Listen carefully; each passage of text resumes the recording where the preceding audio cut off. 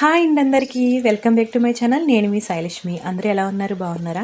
నేనైతే చాలా బాగున్నానండి. ఈరోజు వచ్చేసి ఫ్రైడే వ్లాగ్ అనమాట. ఈరోజు అయితే మార్నింగ్ ఆగస్టు 15 కదా, అందరికీ స్వాతంత్ర దినోత్సవ శుభాకాంక్షలు అండి. ఈరోజు అయితే నార్మల్గా ప్రతి శుక్రవారం చేసుకున్నట్టు ఈరోజు కూడా పూజ చేసుకున్నాను అనమాట. ఇప్పుడైతే పులిహార చేస్తున్నాను. ఏమి ఐటమ్స్ ఏం చేయలేదు, కానీ శనగలు నానబెట్టాను. అదొక పిండి వంట అని చెప్పాను కదా, అది ఇంకా పులిహార కొంచెం ఎక్కువ చేస్తున్నాను. పిల్లలు ఇంట్లో ఉన్నారు కదా, తింటారని చెప్పి. ఇంకా తర్వాత వచ్చేసి కొంచెం పులగం చేశాను అనమాట, అంతే అండి. ఇప్పుడైతే పులిహార కలుపుతున్నాను. ఏమీ లేదు, ముందు అన్నం వండేసిన తర్వాత పక్కన పెట్టేసుకుని పోపు వేయించి ముందు పోపు కూడా అందులో వేసి లాస్ట్లో చింతపండు గుజ్జు కలిపాను.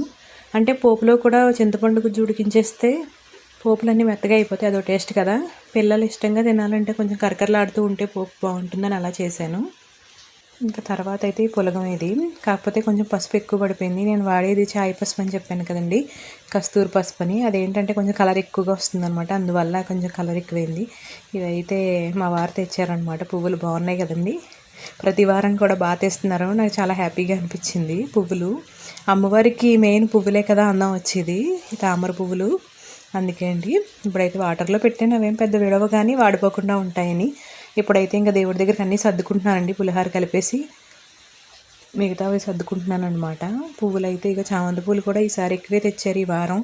అంటే ఇంక పెద్ద ఎవరు కొనుక్కోరో కదా, ఎక్కువే ఉంటాయో మరి మామూలుగానే తెచ్చారు. చాలా ఎక్కువ ఉన్నాయి ఈవేళ పువ్వులు అయితేనే. నాకైతే చూస్తుండగానే కడుపు నిండిపోయిందండి.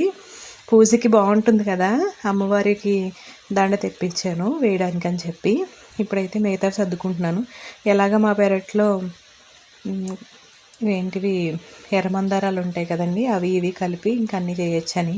ఇప్పుడైతే ఇంక పూజ అయిపోయింది. ఇక నైవేద్యం చనివిడి, వడపప్పు, పానకం ఇవన్నీ కామన్ కదా, శనగలు, పులిహార, పులగం పెట్టాను అంతే అండి, ఇంకేం కాదు. నార్మల్గా పూజ చేసుకున్నాను. చూడండి మా అమ్మవారు ఎంత బాగుందో కదండి, చూస్తుంటేనే కడుపు నిండిపోతుంది. ఇంకా తర్వాత అయితే మామిడి బద్దలు వేస్తున్నాను. మా చెట్టుకి కాసేయని చెప్పాను కదా, పునాసకాయతో అనమాట. ముందు మామిడికాయ ముక్కలు చిన్న చిన్న ముక్కలు కోసుకున్నాను. ఇది వరకు చెప్పాను కదండి మెంతికారం ఎలా కొట్టాలో, అది రెడీగా ఉంది. సరిపడా మెంతికారం ఒక 4-5 స్పూన్లు వేసాను. మెంతికారం, ఉప్పు సరిపడా వేసి ఆయిల్ వేసి కలిపేయడమేనండి, చాలా బాగుంటుంది. కొంచెం బెల్లం పిసురు కూడా వేస్తే అదో టేస్ట్ అనమాట. నేను లైట్గా వేస్తాను. టేస్ట్ అయితే చాలా బాగుంటుందండి. ఇది మెంతి బద్దలు అంటారు మేము. ఎక్కువ కలుపుతూ ఉంటాను. ఇది ఆవు బద్దలు వేరు, ఇవైతే ఇన్స్టెంట్గా ఉంటుంది. ఏదైనా టిఫిన్లోకైనా అన్నంలోకైనా బాగుంటుందండి. ఇది టేస్ట్ పుల్లగా కారం కారంగా అప్పటికప్పుడు చేసుకోవచ్చు అనమాట ఈ మెంతికారం ఉంటేని.